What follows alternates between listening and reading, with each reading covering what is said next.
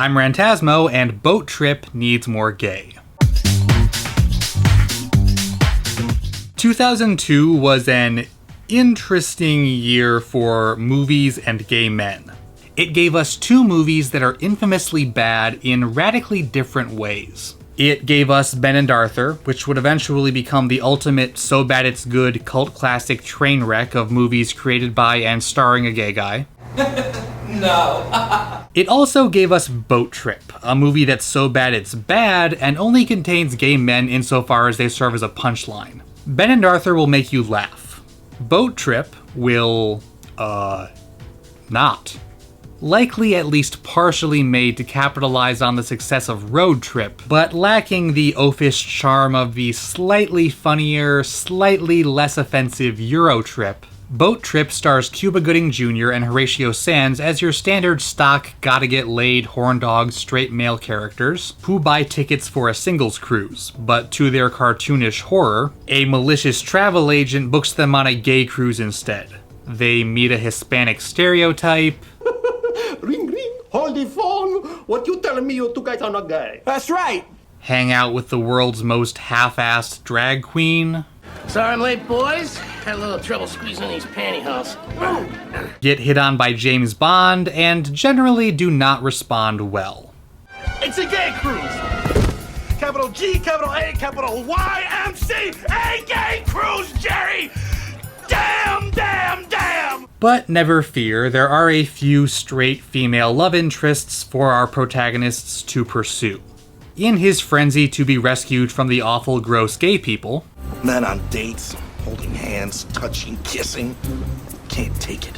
Horatio Sanz inadvertently causes a helicopter crash, and the survivors just happen to be members of the Swedish women's competitive tanning team, which I guess is a thing. Meanwhile, Cuba has his eye on the ship's dance instructor, but somehow concludes that the only way to get close to her is to pretend to be gay himself, and hijinks ensue, and bleh.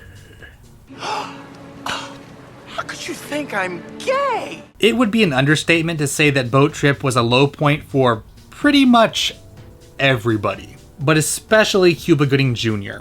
Between this movie and Snow Dogs, I'm honestly kind of shocked his career made it past 2003. It's not just that it's offensive, it's just badly written. It's almost too badly written to actually be offensive. I must be dreaming. Somebody pinched me. Sure, my pleasure. Ow! I didn't say on my ass. You did not say it. To the actors' credit, they did about as good as they could have done with the material they were given. There's really only so much you can do to polish a turd premise like this one. And they at least seem to be having a good time, even when their characters are being,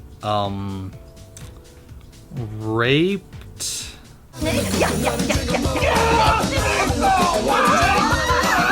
Boat Trip uses a lot of what's called gay panic humor, wherein a straight male character is the object of a gay man's romantic advances, or alternatively has his own heterosexuality threatened, and as a result goes completely f***ing ballistic. The big problem with gay panic humor, and for that matter trans panic humor, which I looked at in a previous episode, is that it's often ambiguous who we're meant to be laughing at. Is the joke here that homophobia itself is ridiculous, and that these straight male characters are ridiculous for adhering to a form of masculinity that calls for cartoonish reactions to anything that challenges their straightness? Help! Help! Somebody help us! We're straight! Or is the joke that gay men are ridiculous, and that being disgusted by them is an ostensibly natural reaction? In the same way that one would react to sitting on a whoopee cushion, or getting slimed at the Kids' Choice Awards. Are we laughing, or rather hypothetically laughing, at these straight guys because their attitude towards gay men is so ludicrously archaic? Or is it because the idea of being in gay situations is supposed to gross us out? Is it satirizing homophobia, or is it merely reinforcing it?